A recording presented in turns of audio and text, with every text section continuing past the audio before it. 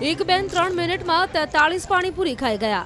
આ જાણીને થોડી નવાઈ લાગશે, પરંતુ રાજકોટના એક ગણેશ મહોત્સવમાં અનોખી સ્પર્ધાનું આયોજન કરવામાં આવ્યું, જે અંતર્ગત પાણીપુરી સ્પર્ધા રાખવામાં આવી હતી।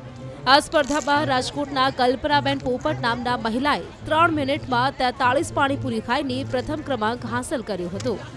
મહત્વનું છે કે ગણેશોત્સવ અંતર્ગત યોજાયેલ અનોખા કાર્યક્રમમાં 100 જેટલી મહિલાઓએ ભાગ લીધો હતો।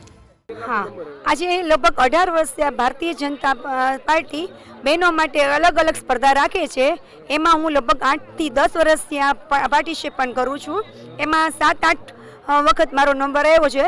ગયા વર્ષે બીજો આવ્યો હતો, તો મેં આ વખતે ખૂબ પ્રયત્ન કર્યો કે ફર્સ્ટ નંબર લેવા માટે, અને મેં 43 પાણીપુરી ખાઈ અને પ્રથમ નંબર પ્રાપ્ત કરેલ છે।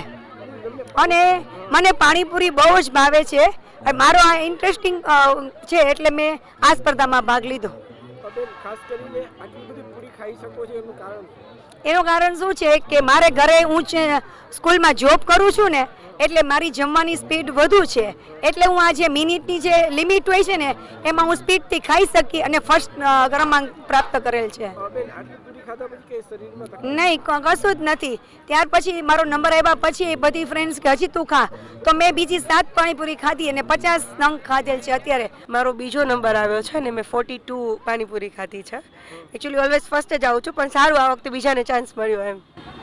પાણીપુરી તમને કેટલી ભાવતી હોય છે? અને પાણીપુરી મને ખૂબ જ ભાવે છે, પણ એકચ્યુઅલી મારો નેચર છે કે જે બી વસ્તુમાં જાઓ એમાંથી વિનર થઈને આવો, બિકોઝ વિનર ના થાવ તો મને ખુદને મારી સેલ્ફને સેટિસ્ફેક્શન ન થાય એમ। કેટલી મિનિટમાં તમે 42 પાણીપુરી? 3 મિનિટમાં। કેટલું મુશ્કેલ હોય છે? એટલે એકચ્યુઅલી ટફ તો હોય છે, બિકોઝ પાણીપુરી કડક હોય તો આપણને લાગી બી જાય છે સમટાઈમ્સ, બટ આ એક શોખની વસ્તુ છે કે શોખ હોય ને તો ખવાઈ જાય એમ। ખાસ કરીને કેવું લાગે છે આજે જ્યારે વિનર થયા છો આપ? ખૂબ મજા આવે છે, અને ગણપતિ દાદાના સાનિધ્યમાં આવી રીતના નંબર આવે અને આ બધા મહાનુભાવોના હાથે આપણને સર્ટિફિકેટ મળે તો ખરેખર એક મારા માટે ગર્વની વાત છે એમ। જનરલી જે છે લોકો છે વધારે 15 થી 20 પૂરી ખાઈ શકતા હોય છે, પણ તમે લગભગ ડબલ કરતાં પણ વધારે ખાધી, કેવું લાગે? ખૂબ મજા આવી એમ। પાણીપુરી હજી કદાચ આપે તો હું હજી ખાઈ લઉં એમ। આજે જે ભારતીય જનતા પાર્ટી છેલ્લા 18 વર્ષથી જે ગણપતિનું અહીંયા સ્થાપન કરે છે, એમાં આજે પાણીપુરી સ્પર્ધા હતી, અને એમાં અમારે 102 બહેનોએ ભાગ લીધો હતો।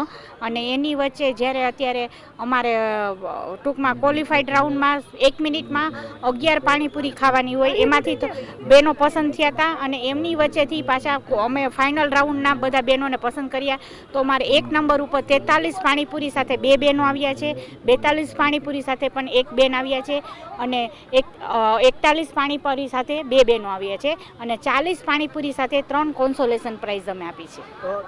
વિજેતાને કેટલી પ્રાઇઝ આપવામાં આવી છે? એટલે વિજેતાને અમે મોમેન્ટો સાથે પ્રાઇઝનું કવર પણ આપી છીએ। અમારી પાર્ટી નક્કી કરે એ પ્રમાણે અમે first number, second number, third number ત્રણેયને અને કોન્સોલેશનવાળાને ત્રણેયને કવર પણ, રોકડ પુરસ્કાર પણ આપી છીએ, અને સાથે દરેકને પોતાના ફોટાવાળા ગણપતિ સાથેના મોમેન્ટો પણ આપી છીએ। કેવી ખુશી થતી હોય છે ને આયોજન કરવા પાણીપુરીનું આયોજન શા માટે?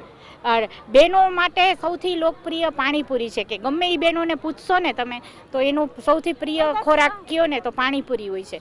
એટલે અમે બહેનો માટે જે દિવસના ગણપતિનું આયોજન કરી છીએ એની સાથે અમે કેટલા વર્ષો થયા પાણીપુરીનું પણ આયોજન કરી છીએ, અને પાણીપુરીમાં અમે એવું છે કે એના ફોર્મ અમે ઘરે નથી આપતા, અહીંયા જ રૂબરૂ જ ભરાવી છીએ, અમારા આયોજનમાં અમને સરળતા રહે એટલે।